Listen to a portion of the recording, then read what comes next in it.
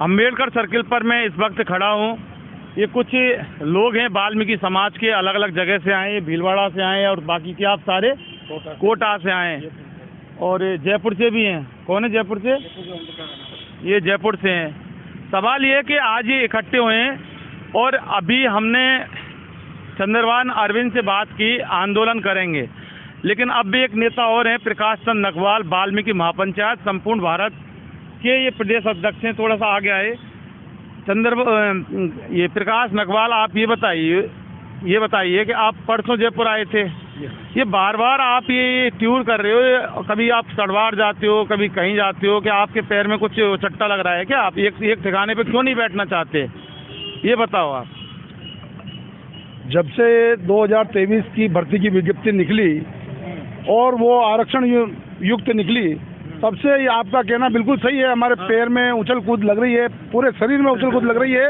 हम कहीं एक जगह नहीं ठहर रहे हैं। हमारा दिन रात हमने समाज को जगाने में, समाज को ये चीज़ बताने में लगा रखा है कि इस भर्ती से हमारे समाज का बहुत बड़ा नुकसान होने वाला है। अगर ये भर्ती हो गई तो हमारा समाज का भविष्य बिल्कुल खत्म हो जाएगा। हमारा रोजगार हमेशा के लिए छीना चला जाएगा, छीन लेगी ये सरकार। और सरकार ने ये षड्यंत्र पूर्वक हमारा रोजगार छीनने का ही प्रयास किया है। इसीलिए इन्होंने 2012 में ये वर्गीकरण करके इसको लागू किया है। और ये गहलोत साहब के लिए जो जादूगर कहा जाता है, वास्तव में ये जादूगर है। इन्होंने वाल्मीकि समाज से बचाव के लिए 2012 के अंदर वर्गीकरण तो कर दिया था, लेकिन उस वक्त अपने आप को वाल्मीकि समाज का हितैषी बताते हुए इन्होंने उसमें एक लाइन लिख दी कि भाई जो अभी वर्तमान में सफाई कर्मचारी की तत्कालीन 2012 की भर्ती, जो तत्कालीन भर्ती में जो है परंपरागत रूप से सफाई का काम करने वाले मेहतर वाल्मीकि समाज को ही प्राथमिकता दी जाए। मैं ये पूछना चाहता हूँ गहलोत साहब से, आपको ये लाइन लिखने की जरूरत ही कहाँ थी, जब 2010 से पहले हमेशा सफाई कर्मचारियों के पदों पर मेहतर समाज के लोगों को ही लगाया जाता था। कानून है, नियम है, संविधान के अंतर्गत सारी चीज़ें लिखी हुई है। उसके बावजूद आपने संविधान का दुरुपयोग करके 2012 के अंदर ये वर्गीकरण क्यों किया?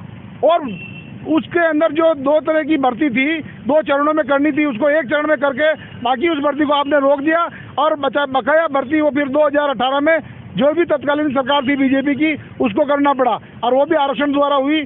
तो 2012 में तो गैर समाज के लोगों को ज़्यादा जानकारियाँ नहीं थी, इसलिए उन्होंने ज़्यादा फार्म नहीं भरे और अब जाग गए वो लोग। वो उसके बाद में जैसे आरक्षण का मामला पता चला और 2018 में हमारा समाज तो सोया ही रह गया और गैर समाज जाग गया।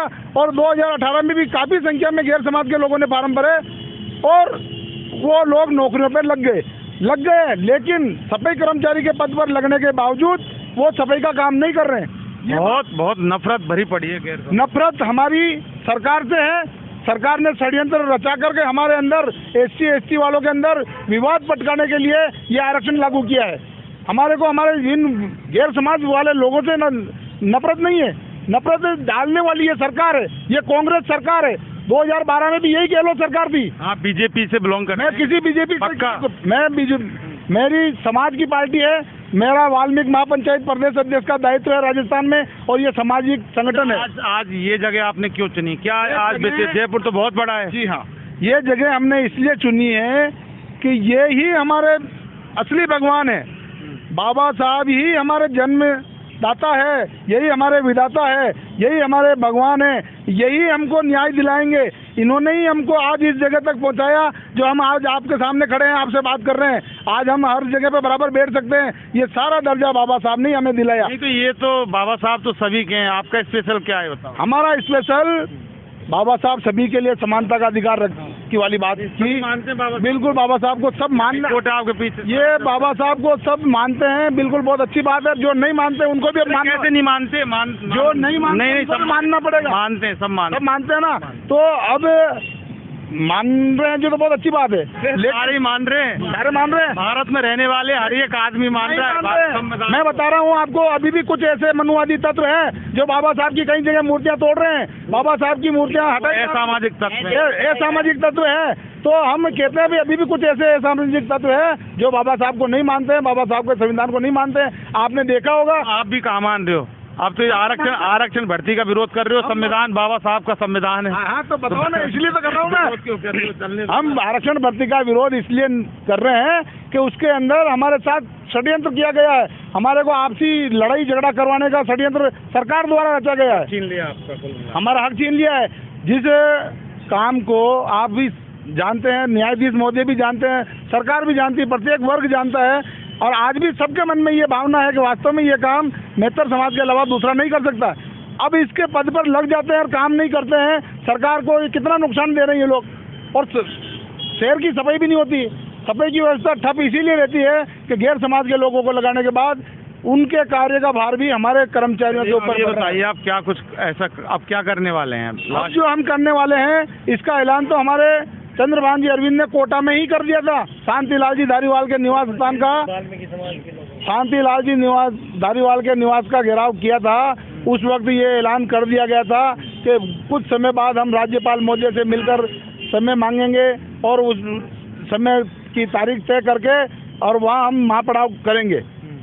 और महापड़ाव में यही है कि वाल्मीकि समाज के, मेहतर समाज की जो भी सफाई कर्मचारी की भर्ती है, उसमें 100% वाली तो हमारी पहली मांग है। पहली मांग हमारी 100%। फिर वाली बात आ गई। अरे 66% पे समझौता है आपका, फिर वही वाली बात आ जाती है। 66% में समझौता उन लोगों ने किया है जो सरकार के चट्टू चापलूस है, तलवे चाटने वाले लोग हैं। तो पकड़ो ना उसको, तलवे चाटने वाले को पकड़ेंगे, हम भी पकड़ेंगे। समान प्रक्रिया हो गई, फॉर्म भरूंगा आगे, फिर हम किसी भी ऐसे तलवे चाटने वालों से हम नहीं डरने वाले हैं। हम समाज के हित की बात करने वाले लोगों में से हैं। जिन लोगों ने 66% का निर्णय किया, अगर उनमें दम होता तो उस विज्ञप्ति के अंदर वो लिखवाते इसका हवाला। विज्ञप्ति के अंदर 66% का स्टे लेके आते हैं ना, फिर स्टे लेके क्यों नहीं आए? हम भर्ती पर फॉर्म भरूंगा आगे, भर्ती पर लग जाए। अजी साहब, भर्ती पर स्टे के लिए कोर्ट में हमने रिट लगा रखी है। हमारे भाइयों ने रिट लगा रखी है। एक नहीं, 4-4, 5-5 रिटें चल रही है। लेकिन जो न्याय है वो न्याय के तरीके से मिलेगा।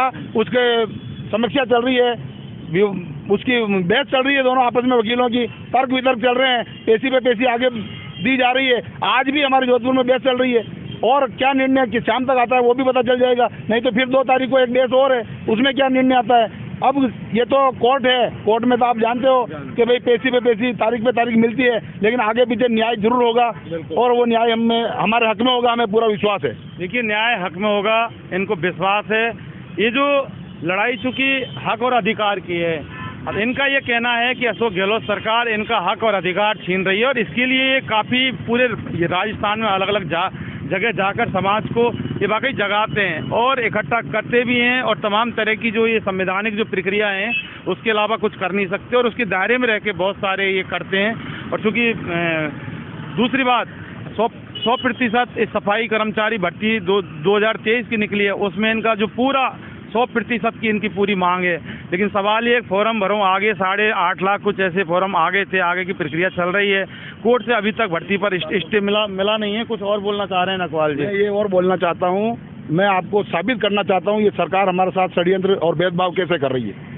ये सरकार बनने के बाद अब तक सारे समाजों के आयोग अलग अलग बना दिए, उनके बोर्ड गठित कर दिए, बोर्ड गठित कर दिए, लेकिन क्या इनको वाल्मीकि समाज नजर नहीं आ रहा है? ये मांग हमने अभी पिछले दिनों 10-15 दिन पहले भी की है। आज के हमारे जो चंद्रभान जी जो ज्ञापन बना के लेकर आए हम सबकी सहयोग से, उस ज्ञापन के अंदर भी हमारी ये मांग है, जब सारे समाजों के अलग अलग बोर्ड गठित हो रहे हैं, कल्याण बोर्ड, तो वाल्मीकि समाज का बोर्ड गठन क्यों नहीं हो रहा है?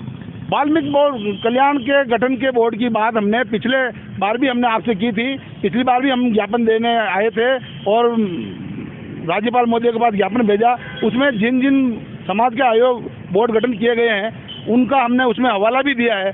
सिर्फ एक वाल्मीकि समाज ही ऐसा छूट रहा है जिसका वाल्मीकि कल्याण बोर्ड नहीं बनाया जा रहा है। ये सरकार का भेदभाव रवैया साफ नजर आ रहा है। तो हमने इसके लिए भी मांग कर रखी है। आज भी राज्यपाल महोदय को ये मांग पत्र लेकर आए हैं, लेकिन अब ये सरकार को सोचना है कि वास्तव में हम भेदभाव कर रहे हैं या नहीं कर रहे हैं। अब वो उनका मन भी जानता है कि हम कर रहे हैं भेदभाव। सरकार भेदभाव कर रही है, नहीं कर रही, लेकिन अगर इनके साथ कुछ भी हो रहा है ना, तो वाकई चंद्रभान अरविंद हैं, आप हैं, सबसे बड़े जो गुनाहगार हैं वो आपके समाज के नेता हैं। समाज को बांट के इन्होंने रखा हुआ है, लेकिन और समाज को कभी भी इकट्ठा नहीं किया। लेकिन अब ऐसे नेता, ऐसे जो सिपाही कहते हैं अपने आप को, अब ये जब जाग गए हैं तो वाकई कहीं ना कहीं हो कि ये सारे आयोग भी बनेंगे, इनके सारे अधिकार मिलेंगे और सरकार हो या कोई भी राजनीतिक पार्टी हो वो अपनी राजनीतिक दुकान चलाने के लिए समाजों को बांटते हैं। लेकिन अब काफ़ी, चूँकि अब 2023 चल रहा है, चंद्रमा पे भारत पहुंच गया, पहला देश है, और अगर ये कुछ चाहेंगे तो समाज का उद्धार हो सकता है। बाकी बांटने वाले जो लोग हैं और समाज को जो अंदर बैठाने वाले लोग हैं, नहीं उठने देने वाले लोग, वो भी नेता ही हैं, और ये सारी चीज़ें आगे से आगे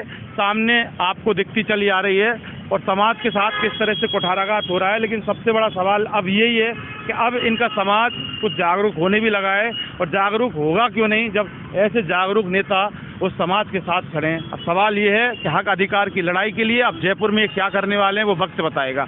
इन्वेस्टिगेशन मीडिया के लिए अम्बेडकर सर्किल जयपुर से मैं जितेंद्र शर्मा।